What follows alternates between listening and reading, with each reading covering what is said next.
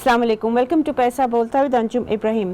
جب سے پاکستان تحریک انصاف کی گورنمنٹ آئی ہے، لیجسلیشن یعنی کہ لا میکنگ جو کہ ایک میجر رسپانسبلٹی ہوتی ہے گورنمنٹ کی، وہ بہت کم ہوئی ہے. اس کی کیا وجوہات ہیں اور کیا جو سم آف دا لاز جو کہ نہیں امپلیمنٹ ہو سکے یا جو پاس نہیں ہو سکے فرام دا پارلیمنٹ، اس کا کیا اثر ہو رہا ہے ہماری معیشت پہ؟ ڈسکس کرنے کے لیے ہمارے اسٹوڈیو میں 3 بڑے سینئر رپورٹرز ہیں from beat reporters from Business Recorder. Sardar Sikandar شاہین صاحب ہیں اور ظہیر عباسی صاحب اور مشتاق احمد صاحب جو کہ ان کی ایکسپرٹیز ہے آن دا پاور سیکٹر. ہمیں کچھ دیر بعد ڈاکٹر سلمان شاہ صاحب جو کہ فارمر فائنانس منسٹر ہیں اور currently he is special adviser on finance to the Punjab government, وہ بھی ہمیں جوائن کریں گے. Let me start with you Sikandar صاحب. آپ ڈیل کرتے ہیں سینٹ سے، یہ جو لیجسلیشن ہے پارلیمنٹ سے آپ ڈیل کرتے ہیں. What is the issue? Why aren't they being able to pass legislation؟ جی، جہاں تک سینٹ کا تعلق ہے، گزشتہ 1 سال میں جب سے پی ٹی آئی کی گورنمنٹ آئی ہے، جو سینٹ نے جو ٹوٹل بلز پاس کیے ہیں ان کی تعداد 5 ہے.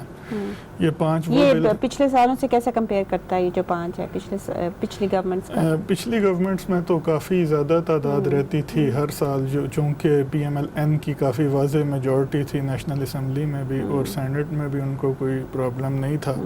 لیکن جب سے یہ گورنمنٹ آئی ہے تو ان کی چونکہ سینٹ میں بہت کم تعداد ہے، صرف 38 ممبرس ہیں، 103 بیکاز اسحاق ڈار نے، اور 65 جو ہیں وہ اپوزیشن کے ممبران کی تعداد ہے.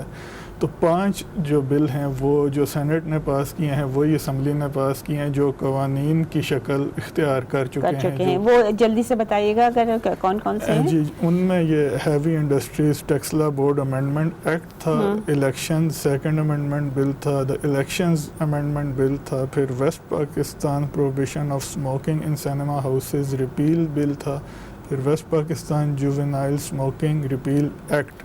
So these are not really very important.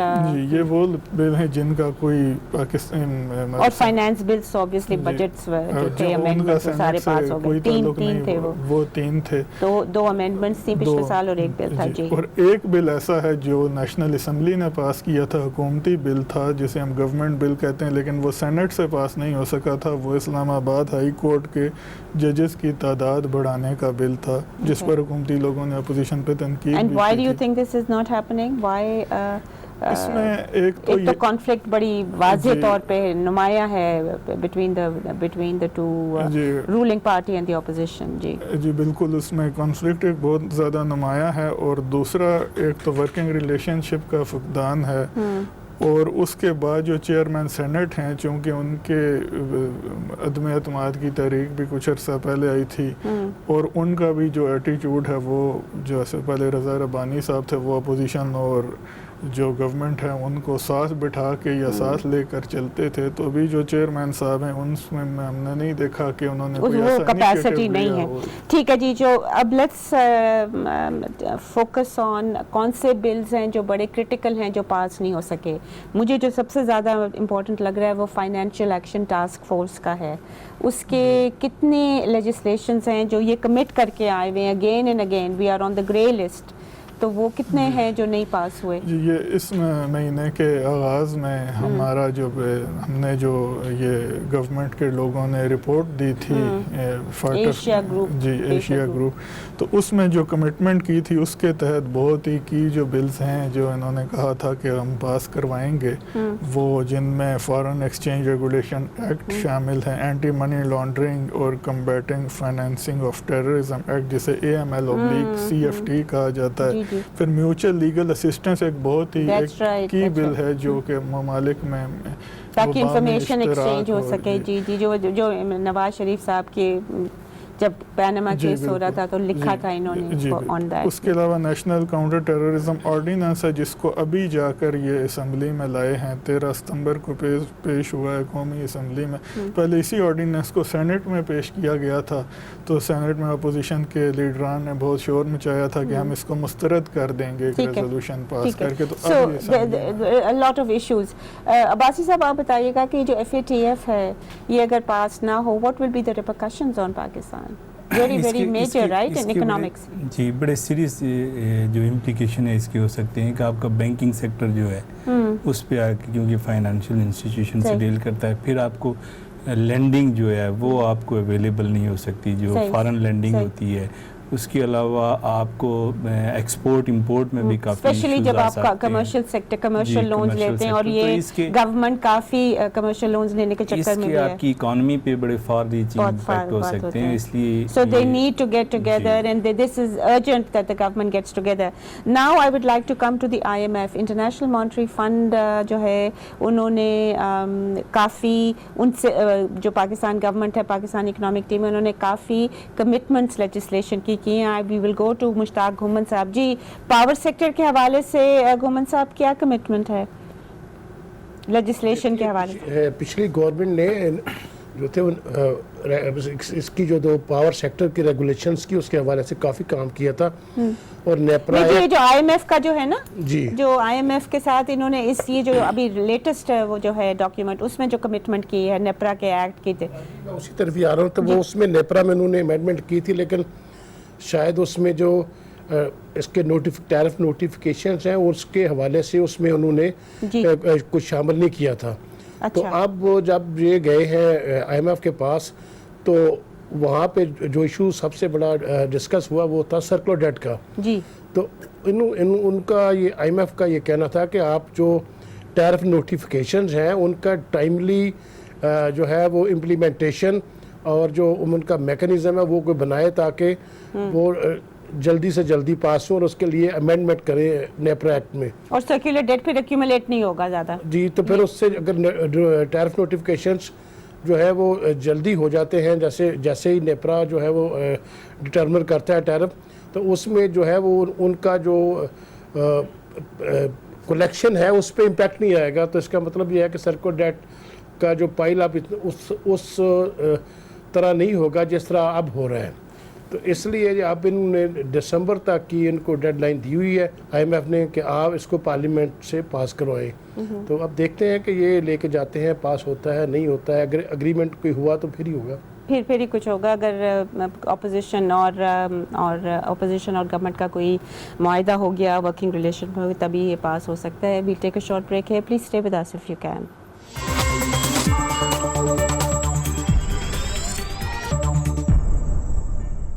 اور اس کو کرنا بہت ضروری ہے کیونکہ ہمارے لیے ضروری ہے. ہم یہ کسی اور کے لیے کرنا چاہتے ہیں، یہ ہمارے لیے ضروری ہے کہ ہماری انٹیگریٹی جو ہے فائنینشیل سسٹم کی اس کو کسی طریقے سے کمپرومائز نہیں ہونا چاہیے.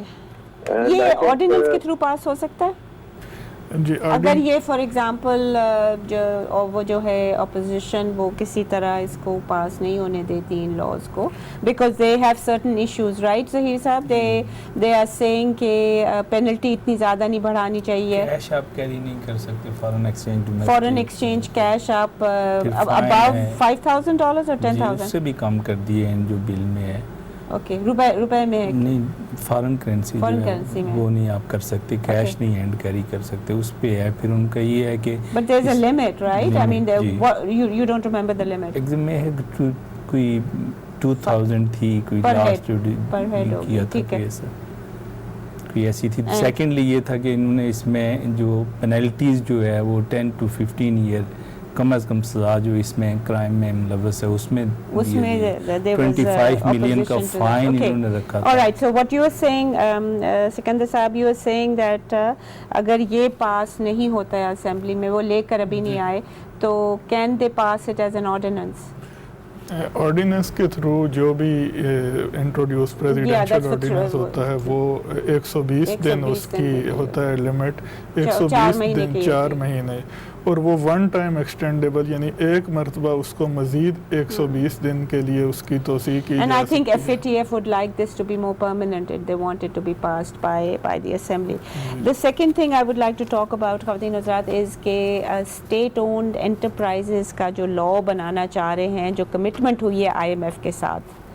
عباسی صاحب، ابھی تک تو اس حوالے سے کوئی پروگریس نہیں ہوئی، کیونکہ لاسٹ ٹائم بھی اس کا کوئی لا ابھی پریپیئر نہیں ہوئی. ٹائم پیریڈ جو فنڈ نے کچھ دیا تھا، اس کا ٹائم پیریڈ ہے دسمبر تک انہوں نے اس سال. جی तो अभी तक कुछ नहीं शुरू हुआ। अभी तक कुछ ऐसा शुरू नहीं हुआ कि But what they are talking about in SOE law change, it's actually good.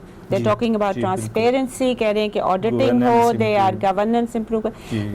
Dr. Saab, what do you think about this SOE law that was proposed by the government, right? ये वो memorandum of economic and financial जो memoranda है उसका fund के साथ. I think एक तो है कि हमारे लिए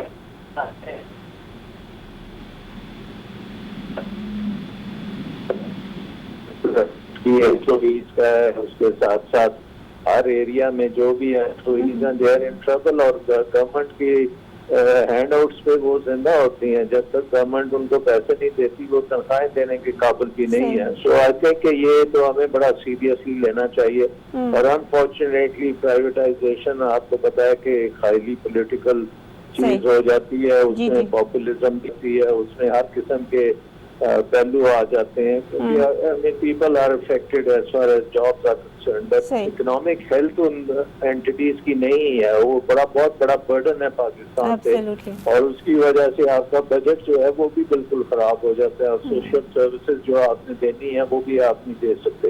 So I think any legislation which will promote transparency and make the process cleaner or more acceptable to the people is very welcome. It's actually yes, yeah. जी, और क्योंकि हमारी इस वक्त खासी polarization है politically and all that, so there are certain issues which pop up in the implementation of the IMF program, so hopefully we will be able to overcome these. Inshallah. ये भी अब I think ऐसी चीजें हैं जो कि bipartisan basis पे अब कर लेनी चाहिए।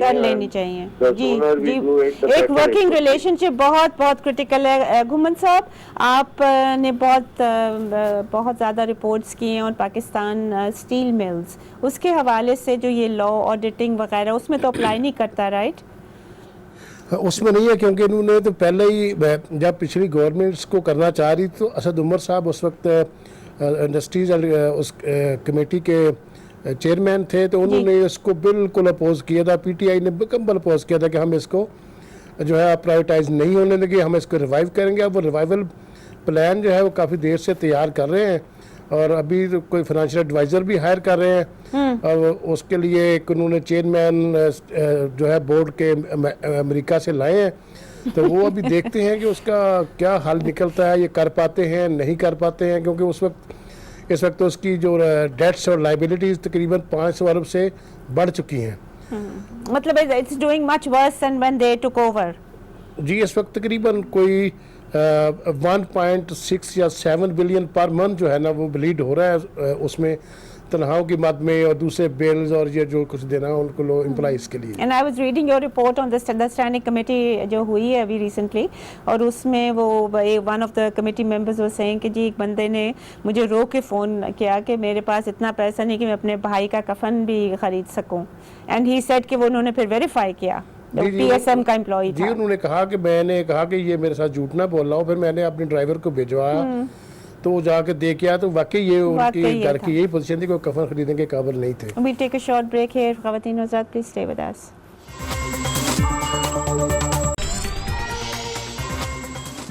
Welcome back ladies and gentleman. एक और जो लेजिस्लेशन करनी है गवर्नमेंट को, that is relating to the state bank of Pakistan greater autonomy, और वो कह रहे हैं कि जो टेन्योर है गवर्नर का उसका भी बढ़ाओ, हालांकि उन्होंने ये स्पेसिफाई नहीं किया कितना बढ़ाना चाहिए, और यही दो मेजर जो एलिमेंट्स हैं, and that they should be focused and they should be allowed to be entirely autonomous.